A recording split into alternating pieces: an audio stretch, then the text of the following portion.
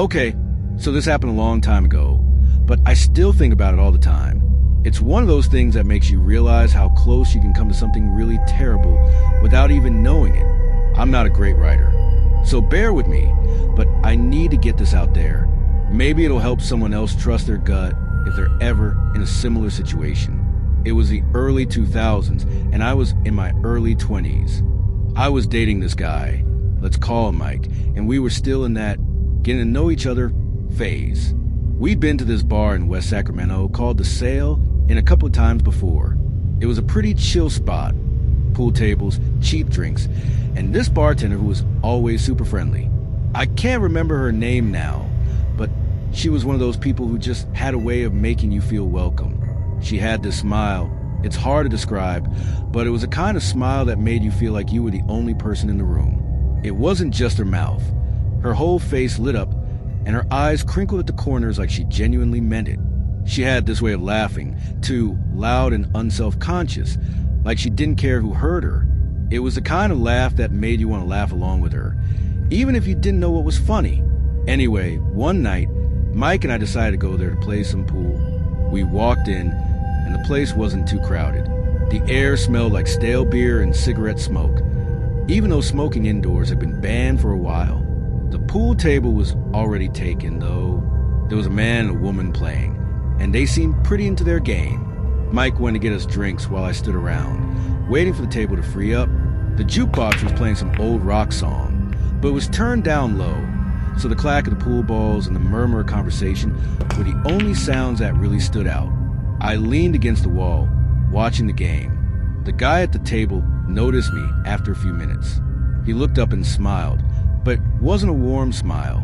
It was more like the kind of smile a salesman gives you when he's trying to get you to buy something you don't need. "You play?" he asked, nodding toward the table. His voice was smooth, but there was something about it that made the hairs on the back of my neck stand up. I told him, yeah, a little. When Mike came back with our drinks, the guy asked if we want to play doubles with them. I looked at Mike, and he shrugged, so we said sure. Why not, right? The guy racked the balls, and we started playing. He introduced himself as Gerald, and the woman with him was Charlene. She didn't say much. Actually, she didn't say anything at all. I thought maybe she was shy or just didn't feel like talking. Gerald, on the other hand, was super chatty. He kept asking me questions, where I lived, how long Mike and I had been dating, if we lived together, stuff that felt a little too personal. But I figured he was just being friendly. But then I started noticing these little things that made me feel off.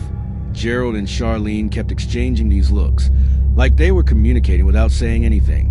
It was subtle, but was there, and Charlene still hadn't said a word. She just stood there, watching us, her expression totally blank.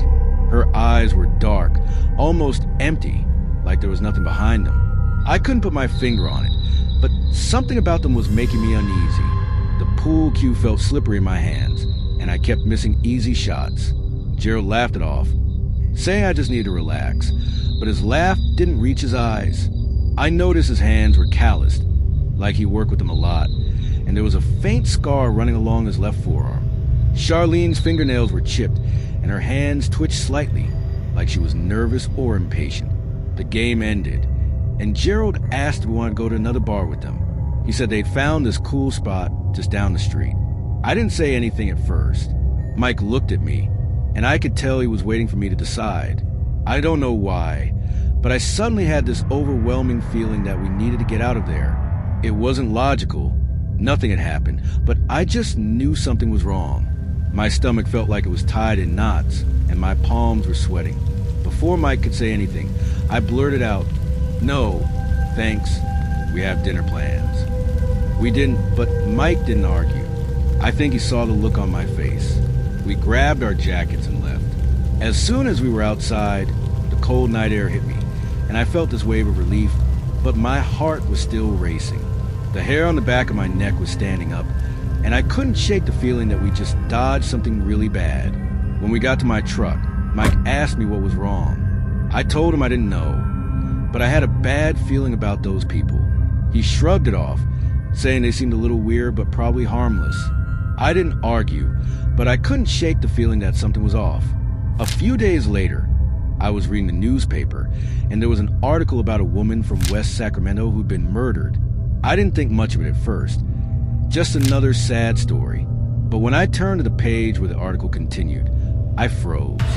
There was a picture of the victim, and it was the bartender from the Sail Inn.